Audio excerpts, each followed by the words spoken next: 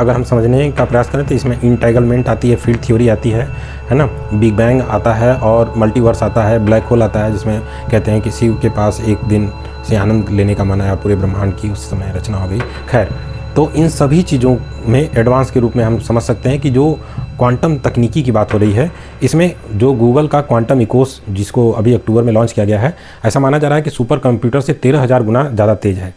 तो वहीं से मैं इसके बारे में अलग अलग संदर्भों के दृष्टिकोण से इसको खोजने का प्रयास किया हूँ।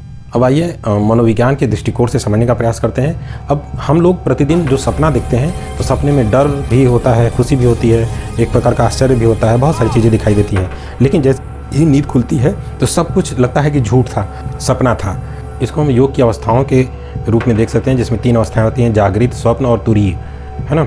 अब आइए इंस्टाग्राम वाली बात पे चलते हैं कि पोस्ट पर आप खूब मुस्कुरा रहे हैं, बहुत अच्छा जीवन दिखाई दे रहा है, लेकिन जैसे ही इंस्टाग्राम बंद होता है तो आप जीवन में अकेले हैं, उदासी है, बहुत सारे चिंताएं हैं। तो आप 2 सुपर पोजीशन को एक साथ समझ सकते हैं। मतलब एक तरफ सारी दुनिया आपका अच्छा चेहरा समझ रही है, देख रही है, लेकिन दूसरी तरफ आपके वास्तविक जीवन में उदासी है।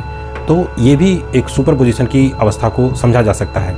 मनोविज्ञान में जंग का शैडो, यानी सेल्फ में मैं बोलते हैं ना कि खुद ही मैं हूँ, हर बात में मैं हूँ, है ना। तो वहाँ पे इस बात की चर्चा होती है कि जो आप मैं कहते हैं, क्या वास्तव में आप हैं? मतलब मैं की जो धारणा है, वास्तव में मैं होना संभव है? और क्या मैं नहीं है तो क्या है फिर?